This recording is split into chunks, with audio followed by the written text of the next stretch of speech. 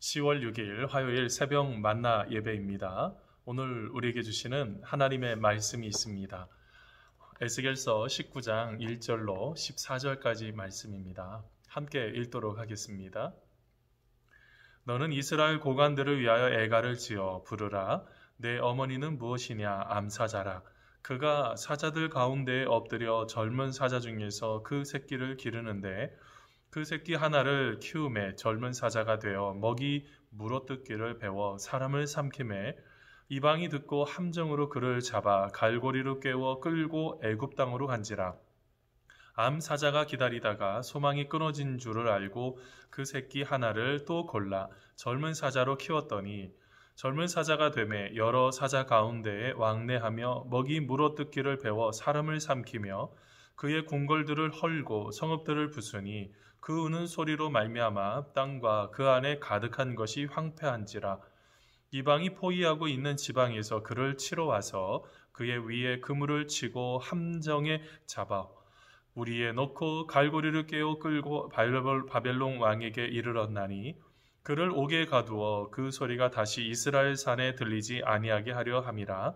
내 피의 어머니는 물가에 심겨진 포도나무 같아서 물이 많으므로 열매가 많고 가지가 무성하며 그 가지들은 강하여 권세 잡은 자의 규가 될 만한데 그 하나의 키가 굵은 가지 가운데에서 높았으며 많은 가지 가운데서 뛰어나 보이다가 분노 중에 뽑혀서 땅에 던짐을 당하매 그 열매는 동풍에 마르고 그 강한 가지들은 꺾이고 말라 불에 탔더니 이제는 광야 메마르고 가물이 든 땅에 심어진 바 되고 불이 그 가지 중 하나에서부터 나와 그 열매를 태우니 권세 잡은 자의 규가 될 만한 강한 가지가 없도다 하라. 이것이 애가라. 후에도 애가가 되리라. 아멘. 사랑하는 성도 여러분, 우리 지난 한 주간 동안 추석 기간 동안 잘 보내셨나요? 여러분, 하나님께서 우리 귀한 성도님들 마음껏 축복하셔서 기쁨으로 감사함으로 세움받는 귀한 시간 되시기를 간절히 소원합니다. 여러분, 우리가 하나님을 믿고 따라가는 데 있어서 어떨 때는 슬픔을 경험할 때가 있습니다. 여러분들은 어떠하셔요? 어떤 슬픔들을 경험하고 계십니까? 여러분, 코로나19로 인해서 참 많은 사람들이 슬픔을 노래하고 있죠. 이 시기를 여러분 우리가 잘 견디는 것들이 참 중요한데요. 여러분, 이전에 한 시를 보게 되었습니다. 여러분 잘 알고 계시는 유비 있죠. 촉의 왕이었던 유비가 있습니다. 그가 죽고 난 이후에 중국의 굉장한 시인이죠. 두보라는 시가 여러분 한 슬픔을 그의 죽음을 대해서 슬픔을 이렇게 노래했습니다.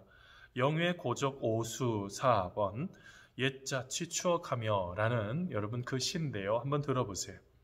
총나라 임금 오나라 노려 삼엽에 행차하니 돌아가신 그 해에도 영안궁에 계셨도다. 상상 속 화려한 깃발 쓸쓸한 산속에 있고 허무한 궁궐터는 저 들판 절터에 있었도다. 옛사당 소나무에는 물새들이 둥지 들고 명절이면 사냥하려 시골 노인들 부산하다.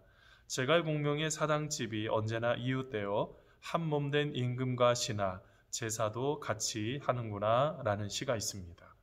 여러분, 그 나라가 멸망됐어요. 허무한 궁궐터처럼 저 들판에 여러분 절터만 남고 있었다는 것이죠.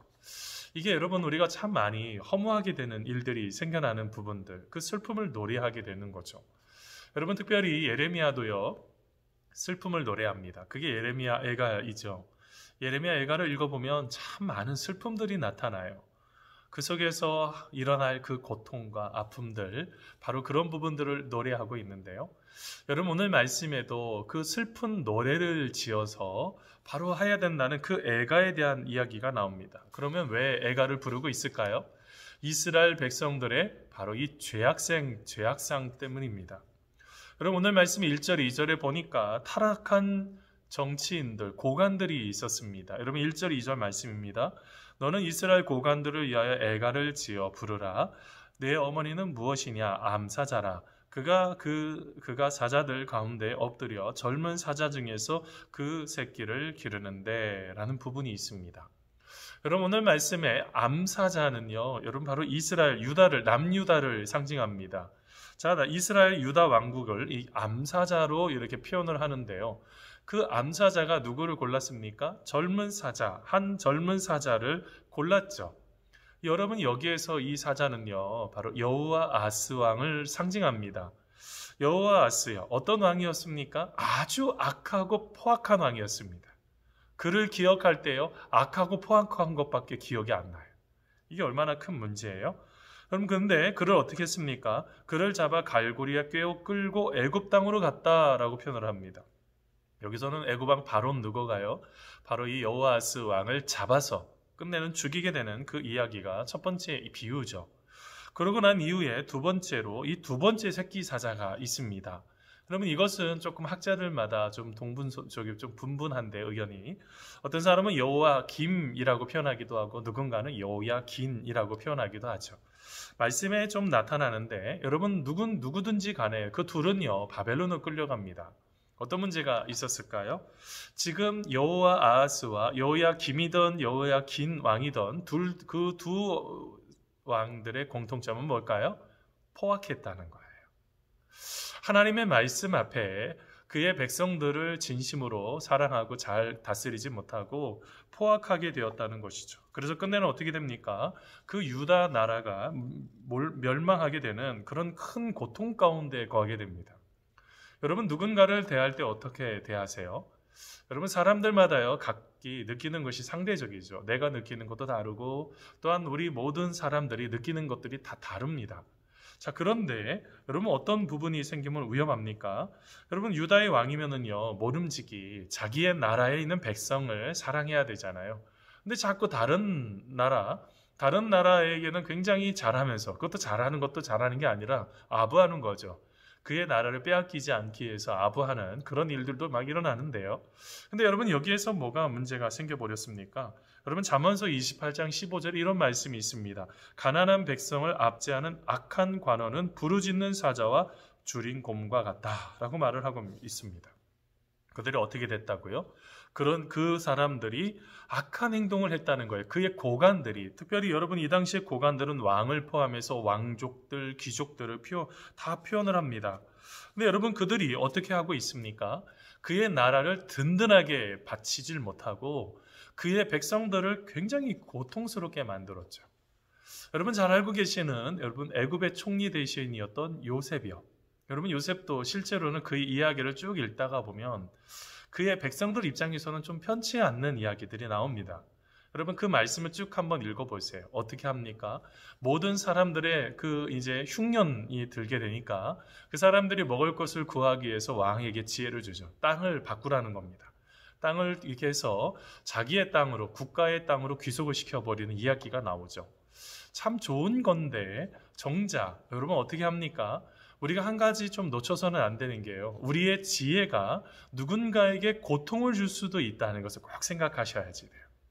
이거를 조금 놓쳐버리는 것 같아요. 우리는 참 모든 것들이 다 좋은 지혜라고 생각하겠지만 그게 하나님 보시기에 원치 않는 바로 그런 부분들이 될 수도 있는 것이죠. 그뿐만이 아니라 여러분, 그 뒤에 여러분 어떻게 됩니까? 오늘 말씀의 7절에 보니까 그의 궁궐들을 헐고 성읍들을 부수니 그 우는 소리로 말미암아 땅과 그 안에 가득한 것이 황폐한지라 라고 말합니다. 백성들이 어떻게 됐어요? 고통하고 있습니다. 백성들이 얼마나 고통하고 있는지, 이 타락한 왕으로 인해서 백성들이 살려달라고 울부짖고 있는 이야기가 나오죠. 여러분, 우리는요 귀를 조금 더 열고 마음을 조금 더 열어야지 될 것 같아요. 이 부분을 자꾸 놓쳐버리면 우리는 하나님의 계획하심 속에 진저로 거하지 못하는 그런 연약함이 있습니다. 그래서 우리가 하나님을 더욱더 철저하게 신뢰하고 따라가기 위해서 하나님을 바라보는 것들이 참 중요한데요. 여러분, 예레미야서 22장에도요 그런 고백이 있습니다. 예레미야 22장 17절에서 19절 말씀인데요. 그러나 내 두 눈과 마음은 탐욕과 무죄한 피를 흘림과 압박과 포악을 행하려 할 뿐이니라. 그러므로 여호와께서 유다의 왕 요시아의 아들 여호야김에게 대하여 이와 같이 말씀하시니라. 무리가 그를 위하여 슬프다 내 형제여, 슬프다 내 자매여 하며 통곡하지 아니할 것이며 그를 위하여 슬프다 주여, 슬프다 그 영광이여 하며 통곡하지도 아니할 것이라. 그가 끌려 예루살렘 문 밖에 던져지고 나귀같이 매장함을 당하리라 라고 말합니다. 여러분, 어떻게 됐어요? 그들이 사로잡혀가는 이야기가 나오죠. 실제로 여러분 오늘 말씀 에스겔서 19장 8절 9절에도요. 여러분 바벨론 왕에게 끌려가는 이야기가 나옵니다. 그럼 왜 이런 문제들이 일어났을까요? 이런 왜 어리석은 행동들을 하게 되었을까요? 여러분 그 속에서 우리가 가장 중요한 것은 하나님 앞에 서 있다는 것, 여러분 이걸 놓쳐서 그런 거 아닐까요? 내가 하나님 앞에 있다는 것을 자꾸 놓쳐버리면 사람을 괴롭힙니다. 그리고 자기의 마음대로 무엇인가를 하려고 그래요. 기준은 뭐라고요? 우리가 지지난주에도 말씀 같이 나눴지만 하나님 말씀입니다. 하나님의 말씀이 기준이 되지 않으면 우리는 계속 포악해져요. 본인 스스로만 잘 모르게 되죠. 그래서 우리가 가장 중요한 것이 뭐냐면 바로 그 순간 속에서 어떻게 우리가 그 모든 것들을 넘어서야 될지를 계속 고민하셔야지 됩니다. 하나님의 뜻이 어디 있고 하나님이 지금 바라보고 계시는 것이 어디 있는지 바로 그 부분들을 우리가 바라보게 되었을 때 어떻게 할까요? 오늘 말씀처럼 심판을 면하게 되는 일들이 생겨나게 되는 것입니다. 그럼 우리는요 조금 놓쳐서는 안 돼요. 분명한 것은 우리가 하고 있는 모든 행동에 대해서 하나님께서는 심판하실 거예요. 그럼 성경 말씀에 보면 우리가 하나님의 심판대, 그리스도의 심판대라는 부분이 나옵니다. 우리는 당연히 하나님의 심판대 앞에 다 서게 될 것입니다. 그때 하나님께서 묻겠죠. 너의 그 포악한 행동과 내가 하나님 앞에 서 있지 못했던 그 신실하지 못했던 그 행동들을 분명히 질문하실 것입니다. 우리는 어떤 순간에는요, 하나님 앞에 서 있는 것들이 얼마나 중요한지를 잘 점검하셔야지 돼요. 계속 이것을 점검하는 것들을 놓쳐버리기 시작을 하면 하나님의 은혜가 아무리 우리 가운데 부어진다고 해도 그 모든 것들을 놓쳐버리는 것이죠. 사랑하는 성도 여러분, 우리가 하나님의 자녀라면 하나님의 자녀답게 살아가셔야 됩니다. 오늘 하루 하나님께서 기뻐하시는 바로 그것이 있죠. 사랑하는 성도 여러분, 우리의 삶 속에 아무리 좋아 보이는 힘이 있습니다. 여러분 그것이 우리를 영원한 길로 이끌어 주시지 못합니다. 우리는 하나님을 다시 만나야 되고 다시 하나님을 만나야 되고 하나님의 기뻐하심 속에 거해야 되는 바로 그런 삶이 우리 가운데 필요하다는 것이죠. 사랑하는 성도 여러분, 오늘 하루 오늘 말씀 속에 나타났던 이 비유처럼 진짜로 많은 사람들을 고통스럽게 만들었던 그런 사람들이 아니고요. 우리가 누군가를 살리는 사람들이 되었으면 좋겠어요. 제가 3단계 리더반 여러분 교재가 있죠. 그 3단계 리더반 교재의 제목을 기억나십니까? 목자 교육들 마치신 분들 아시겠지만 생명을 살리는 리더예요. 생명이라는 것 하나님께서 주신 생명 아닙니까? 이게 헬라어로 조에인데요. 여러분 그 속에서 하나님께서 주시는 생명이 살아날 수 있도록 아버지께서 우리들을 선택하신 것입니다. 그런 리더로 삼으셨어요. 가정의 리더로, 직장의 리더로, 교회의 리더로 삼으신 것입니다. 그렇다면 우리는 다시 하나님이 기뻐하시는 그 길을 우리가 따라가야지 됩니다. 사랑하는 성도 여러분, 우리가 무엇인가를 이렇게 세워가는 데 있어서 가장 중요한 것은 하나님이 기뻐하시는 길을 따라가는 것입니다. 오늘 하루 하나님 아버지가 원하시고 하나님 아버지가 기뻐하시는 그 길을 따라가는 우리 사랑하는 성도님들 다 되시기를 간절히 소원합니다. 여러분 제 뒤에는요, 여러분 본당 왼쪽에 보면 우리가 이렇게 포스터가 있는데요.